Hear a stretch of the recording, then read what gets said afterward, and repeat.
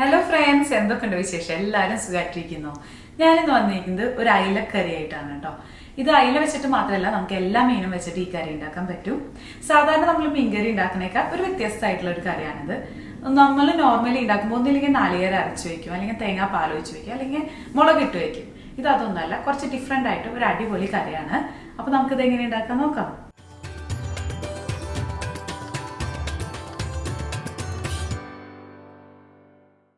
അപ്പോൾ നമുക്ക് നല്ല അടിപൊളി ഒരു അയിലക്കറി ഉണ്ടാക്കാൻ തുടങ്ങിയാലോ. അപ്പോൾ അതിന് വേണ്ടിയിട്ട് ഞാനൊരു പാനാണ് കേട്ടോ ചൂടാക്കാൻ വെച്ചിരിക്കുന്നത്. നമുക്ക് ഇതിൽ കുറച്ച് ഐറ്റംസൊക്കെ ഒന്ന് വഴറ്റിയിട്ട് മിക്സിയിൽ അരച്ചെടുക്കാനുണ്ട്. അതാണ് കേട്ടോ ഫസ്റ്റ് പാൻ തന്നെ വെച്ചിരിക്കുന്നത്. ഇനി ഒരു പാനിലേക്ക് നമുക്ക് 1 ടേബിൾ സ്പൂൺ വെളിച്ചെണ്ണ ഒഴിച്ചു കൊടുക്കാം. ഇവിടെ തണുപ്പായതുകൊണ്ടാണ് വെളിച്ചെണ്ണയൊക്കെ ഇങ്ങനെ ഇരിക്കുന്നത്. ഇനി എണ്ണയൊക്കെ നന്നായിട്ടൊന്ന് ചൂടായി വരട്ടെ. അതിലേക്ക് ഒരു 8 ചെറിയ ഉള്ളി നടുമുറിച്ചിട്ട് ചേർത്ത് കൊടുക്കുന്നുണ്ട്. ഒരു പകുതി സബോളയും ചേർത്ത് കൊടുക്കുന്നുണ്ട്. ഇനി ചെറിയുള്ളി ഇല്ലെങ്കിൽ നമുക്കൊരു വലിയ സബോള എടുത്താലും മതി. അതിനുശേഷം ഒരു മീഡിയം സൈസ് ഇഞ്ചി ചെറിയ പീസുകളായിട്ട് അരിഞ്ഞെടുത്തിട്ടുള്ളതാണ് കേട്ടോ അത്. അതുപോലെ തന്നെ ഒരു 3 പച്ചമുളക്. ഇതെല്ലാം ആഡ് ചെയ്തതിന് ശേഷം ഒന്ന് നല്ലപോലെ വഴറ്റിയെടുക്കാം. വല്ലാതെ ബ്രൗൺ കളറൊന്നും ആവേണ്ട ആവശ്യമില്ല, ഒന്ന് കുക്കായിട്ട് വന്നാൽ മതി കേട്ടോ. ഈ ഇഞ്ചിയിലൊക്കെ ആ പച്ചക്കുത്തൊക്കെ ഒന്ന് മാറി പാകമായിട്ട് വരണം. അപ്പോൾ നമുക്കൊരു മീഡിയം ഫ്ലെയിമിൽ വെച്ചിട്ട് ഇത് കുക്ക് ചെയ്തിട്ട് എടുക്കാം. ഇതാ ഇപ്പോൾ പാകമായിട്ട് വന്നിട്ടുണ്ട്. ഇനി ഇതിലേക്ക് ഒരു വലിയ തക്കാളി മുറിച്ചത് ചേർത്ത് കൊടുക്കുന്നുണ്ട് കേട്ടോ. ഇനി ചെറിയ തക്കാളിയൊക്കെ ആണെങ്കിൽ 2 തക്കാളി എടുക്കാവുന്നതാണ്. 4 അല്ലി കറിവേപ്പില കൂടെ ഇട്ട് ഇത് നല്ല പോലെ ഒന്ന് വഴറ്റി ഈ തക്കാളിയൊക്കെ ഒന്ന് നന്നായിട്ട് കുക്കായി വരട്ടെ. ഈ ഒരു പാകത്തിലാണ് കേട്ടോ നമുക്ക് വേണ്ടത്. ഈ സമയമായി കഴിഞ്ഞാൽ നമുക്ക് സ്റ്റവ് ഓഫ് ചെയ്തിട്ട് ഇത് ചൂടാറാൻ വേണ്ടിയിട്ട് വെക്കാം. അതിനുശേഷം ഒരു മിക്സിയുടെ ജാറിൽ നല്ല ഫൈൻ പേസ്റ്റായിട്ട് നമുക്കിത് അരച്ചെടുക്കാവുന്നതാണ്. അരച്ചെടുക്കുന്ന ടൈമിൽ നമുക്കിതിലേക്ക് 1 കപ്പ് വെള്ളം കൂടെ ആഡ് ചെയ്തിട്ട് അരയ്ക്കാവുന്നതാണ്. ഇനി നമുക്ക് നമ്മുടെ മീൻകറിയുടെ മെയിൻ പ്രോസസ്സിലേക്ക് കിടക്കാം. അപ്പോൾ അതിന് വേണ്ടിയിട്ട് ഞാൻ വലിയൊരു കടായി ചൂടാക്കാൻ വെച്ചിട്ടുണ്ട് കേട്ടോ. ശരിക്കും മൺചട്ടി വലുതുണ്ടെങ്കിൽ അതെടുക്കുന്നതാണ് എപ്പോഴും നല്ലത്. അതിലേക്ക് ഈ അരച്ച് വെച്ചിട്ടുള്ള പേസ്റ്റ് ഞാൻ ചേർത്ത് കൊടുക്കുന്നുണ്ട്. അതിലേക്ക് ഒരു 3 ടേബിൾ സ്പൂൺ മുളക് പൊടി ചേർത്ത് കൊടുക്കുന്നുണ്ട്. 1 ടീസ്പൂൺ മഞ്ഞൾപ്പൊടി. ഇതെല്ലാം ചേർത്ത് ഒന്ന് നല്ല പോലെ ഒന്ന് മിക്സ് ചെയ്ത് കൊടുക്കുക. ഈ പൊടികളൊക്കെ ഈ മസാലയിലേക്ക് നന്നായിട്ട് യോജിച്ച് വരട്ടെ.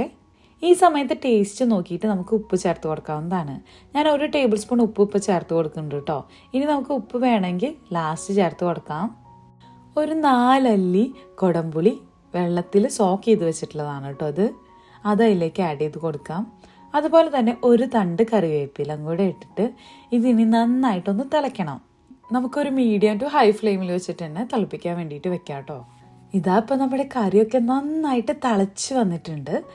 ഈ സമയത്ത് ടേസ്റ്റ് നോക്കിയിട്ട് ഉപ്പോ പുളിയോ എന്തെങ്കിലും കുറവുണ്ടെങ്കിൽ നമുക്ക് ചേർത്ത് കൊടുക്കാവുന്നതാണ്. ഇനി നമുക്ക് നമ്മൾ ക്ലീൻ ആക്കി വെച്ചിരിക്കുന്ന അയില ചേർത്ത് കൊടുക്കാം. ഞാനിവിടെ 2 കിലോ അയില എടുത്തിട്ടുണ്ട് കേട്ടോ. ഈ അയില ഞാൻ മുഴുവനോട് കൂടിയിട്ടാണ് കേട്ടോ കറിയിലേക്ക് ആഡ് ചെയ്യുന്നത്. ഇങ്ങനെ ഇഷ്ടമില്ലെങ്കിൽ നമുക്കിത് മുറിച്ചിടാം, അല്ലെങ്കിൽ ഇതിൻ്റെ മേലൊന്ന് വരഞ്ഞു കൊടുത്തിട്ടിടാം. അപ്പോൾ പെട്ടെന്ന് തന്നെ അയിലയുടെ ഉള്ളിലേക്കൊക്കെ നന്നായിട്ട് മസാല പിടിക്കും. ഇനി ഒരു മീഡിയം ഫ്ലെയിമിൽ വെച്ചിട്ട് നമുക്ക് ഈ മീൻ നന്നായിട്ടൊന്ന് കുക്ക് ചെയ്തിട്ട് എടുക്കാം. മീൻ ആയതുകൊണ്ട് പെട്ടെന്ന് തന്നെ കുക്കായിട്ട് വരും കേട്ടോ. എന്നാൽ ഈ ഗ്രേവിയിൽ കിടന്ന ഒരു ലോ ടു മീഡിയം ഫ്ലെയിമിൽ നമ്മൾ വെച്ചിട്ട് കുറച്ചധികം ടൈം ഇത് തിളപ്പിച്ച് കഴിഞ്ഞിട്ടുണ്ടെങ്കിൽ ഈ മീനിലേക്കൊക്കെ നന്നായി മസാല പിടിക്കുകയും ചെയ്യും. നല്ല ടേസ്റ്റ് ആവും കേട്ടോ കറി. ഇപ്പോൾ ഒരു 20 മിനിറ്റ് ആയിട്ടുണ്ടാവും കേട്ടോ നമ്മുടെ മീൻകറിയൊക്കെ തിളയ്ക്കാൻ തുടങ്ങിയിട്ട്. മീനൊക്കെ നന്നായിട്ട് കുക്കായി വന്നിട്ടുണ്ട്. കണ്ടില്ലേ, ഇപ്പം എണ്ണയൊക്കെ തെളിഞ്ഞ് മേലേക്ക് വന്നിട്ടുണ്ട്. ഇനി ഞാനിതൊന്ന് ചുറ്റിച്ച് കൊടുക്കുന്നുണ്ട്. മീനായതുകൊണ്ട് എപ്പോഴും ഈ സ്പൂണിട്ട് ഇളക്കുന്നത് അത്ര നല്ലതല്ല കേട്ടോ, കാരണം മീൻ പൊട്ടിപ്പോവാൻ ചാൻസ് ഉണ്ട്. അപ്പം ഇങ്ങനെ ചുറ്റിച്ച് കൊടുക്കാൻ പറ്റുകയാണെങ്കിൽ അതാണ് ഏറ്റവും നല്ലത്. അപ്പോൾ നമ്മുടെ കറിയൊക്കെ ഫൈനൽ സ്റ്റേജിലേക്ക് എത്തിയിട്ടുണ്ട് കേട്ടോ. അപ്പോൾ നമ്മുടെ കറിയൊക്കെ ഓൾമോസ്റ്റ് റെഡി ആയിട്ടുണ്ട്. ഇനി നമുക്ക് സ്റ്റവ് ഓഫ് ചെയ്യാം. അതിന് ശേഷം ഇതിലേക്ക് ഉള്ളി താളിച്ച് വയ്ക്കാം. ഇനി ഉള്ളി താളിക്കാൻ താല്പര്യമില്ലെങ്കിൽ നമുക്ക് കടുക് താളിക്കാവുന്നതാണ്. ഇനി ഒന്നുമില്ലെങ്കിൽ കുറച്ച് പച്ച വെളിച്ചെണ്ണ ഒഴിച്ചിട്ട് കുറച്ച് കറിവേപ്പില ഇട്ടിട്ട് എടുത്താലും സൂപ്പർ ടേസ്റ്റ് തന്നെയാണ് കേട്ടോ. അപ്പം ഞാനിവിടെ ഉള്ളി താളിക്കുന്നുണ്ട്. ഉള്ളി താളിക്കാൻ വേണ്ടിയിട്ട് ഞാനൊരു പാൻ ചൂടാക്കാൻ വെച്ചിട്ടുണ്ട്. അതിലേക്ക് 1 ടേബിൾ സ്പൂൺ ഓയിൽ ഒഴിച്ച് കൊടുക്കാം. വെളിച്ചെണ്ണ തന്നെയാണ് കേട്ടോ യൂസ് ചെയ്യുന്നത്. അതിലേക്ക് ചെറിയതാക്കി മുറിച്ച് വെച്ചിരിക്കുന്ന ചെറിയ ഉള്ളി ആഡ് ചെയ്ത് കൊടുക്കാം. ഇനി ഇതൊന്ന് ലൈറ്റ് ബ്രൗൺ കളറായിട്ട് വരട്ടെ. ഇപ്പോൾ ഇത് ഉള്ളിലേക്ക് ഒന്നായി വന്നിട്ടുണ്ട്. ഇതിലേക്ക് 1 നുള്ളുള്ള ഉലുവ ഇട്ട് കൊടുക്കാം. അധികം ഉലുവയൊന്നും വേണ്ട കേട്ടോ, കുറച്ച് ഉലുവ മതി. അങ്ങനെ ഉലുവ ഇല്ലെങ്കിൽ ഉലുവ പൊടിയും ചേർത്ത് കൊടുക്കാവുന്നതാണ്.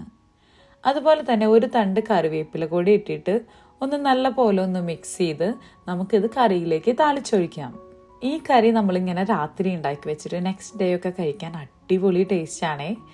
മീൻകറി എപ്പോഴും അങ്ങനെ കഴിക്കാനല്ലേ കൂടുതൽ ടേസ്റ്റ്. അപ്പോൾ എല്ലാവരും അങ്ങനെ ഒന്ന് ട്രൈ ചെയ്ത് നോക്കുക. അതുപോലെ തന്നെ നല്ല തിക്കായിട്ടുള്ള ഗ്രേവിയാണ്, നല്ല ടേസ്റ്റാണ്. നമുക്ക് ചോറിനും പുട്ടിനും ഒക്കെ കഴിക്കാൻ പറ്റിയ ഒരു അടിപൊളി കറിയാണ് കേട്ടോ.